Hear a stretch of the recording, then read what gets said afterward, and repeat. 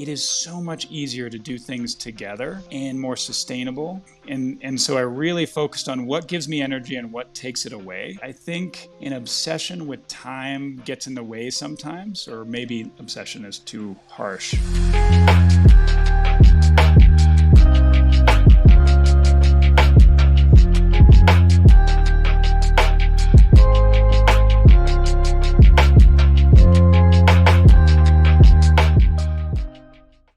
I'm Janae Sharp, and welcome to another episode of Sharp Convos. We are really excited to sit down with Nate Merriman. Shall we call you Doctor? What do you prefer to go by? Oh, feel free to call me Nate. Okay, perfect. Nate, I'm Janae. This is the first time we're meeting, and we want to have important conversations about burnout, about physician mental health, and solutions that have worked, and raise awareness. And hi, everyone. My name is Subha. I am really excited to talk to Nate. And Subha probably knows I feel the same about her and about her husband, Love. They are two of the most extraordinary people I've ever worked with, been able to get to know. And candidly, I do miss them both. And I miss the opportunities we had when we lived closer to get together. That said, I know we will connect again geographically in some way, one way or another. Yes. And I guess I start typically when I share some personal background on what brought me into healthcare. And no doubt, the beginning for me was when both my parents passed away when I was 13. My brother was 11. And we had a fire in our house. And my brother and I made it out, and our parents did not. Those moments were life-changing and also very, very much influenced my appreciation for moments of connection. Those kind of experiences can really change how you look at each day, and it definitely shaped my appreciation, truthfully, just to be here at this point, and also shaped my goal of helping to prevent that type of suffering for others, and probably shaped my approach to really advocating for patient safety, clinician safety, because at the end of the day, the root cause of the fire was both my parents smoked. And so an overturned ashtray started the fire. And of course, it took me years to recognize, there are things that really are at the core of crises, disasters, bad events for each of us or for patients, and to really work hard on identifying those, learning from them, and then preventing them from happening again is definitely what drives me in my work, in life, and in healthcare. The root cause idea is interesting because some people, when you meet them and discuss things, it's like they understand, and I'm stuttering. Not everyone That's an emotional is good story, at that. and yeah, I think it's common. I mean, to you have lost that your parents. That's experience huge. I'm like, wait, where did you live? What happened? Like how did you learn that?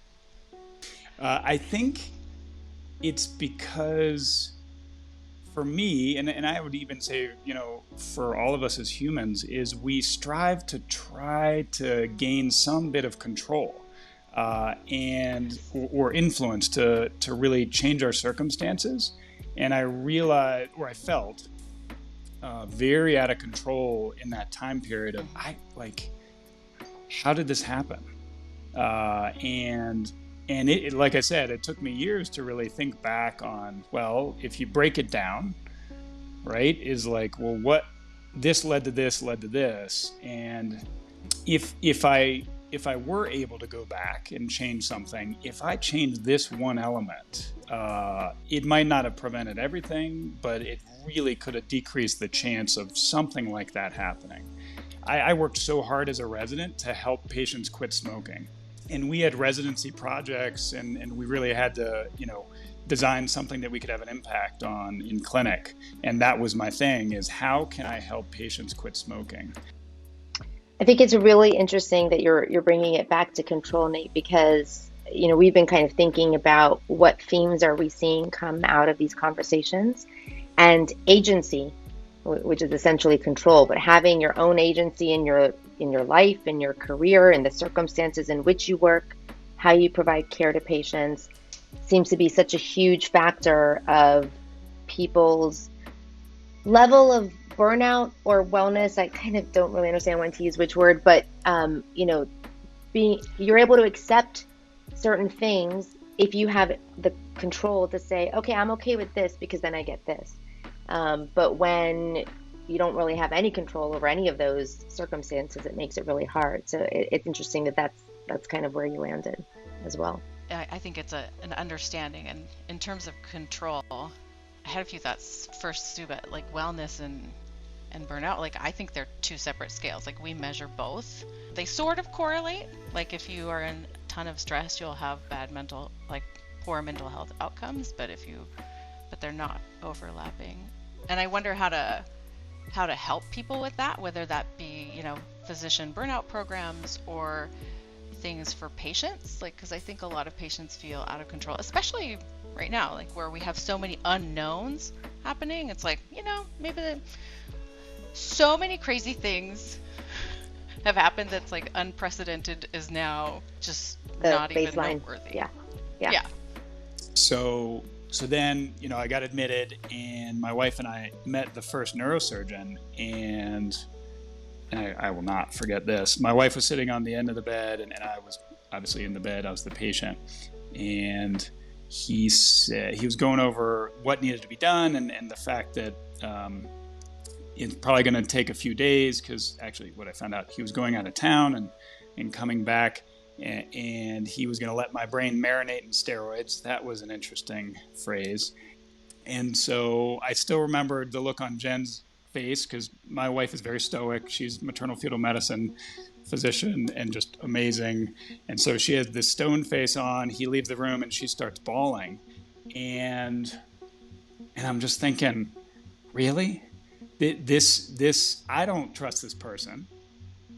My wife clearly didn't. And of course, the first thing she does is she then calls her co-residents, because that's what we do, right? Is we look out for each other as residents and interns, and it really is a team approach to caring for patients together. I'm just interested in your perspective on, tying together the drive for having some control over outcomes or meaning, but then also, how you kind of incorporated teaming into so much of what you do. I think part of it for me is twofold. One is how I was treated as a patient in what felt like a very out of control, and how my wife was treated, to be quite honest, when it felt like a very out of control scenario for us. And then it tied back fundamentally with college rowing for me, and what I still believe is the greatest team sport that I've ever done.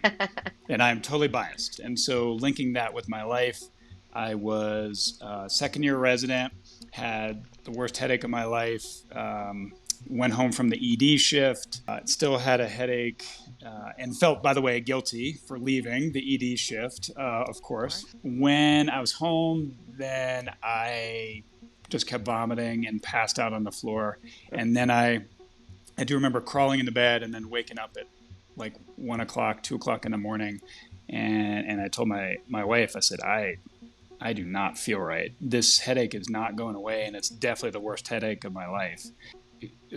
Complex story, but we got discharged, drove down the street to HUP, Hospital University of Pennsylvania, got admitted, met Dr. Kevin Judy for the first time, who really is one of the most amazing surgeons I've ever met. And he described my brain very differently as downtown Manhattan, and how he was going to navigate the streets carefully. And he described different parts of the brain as, this is Wall Street, and we got to be very careful going through that area.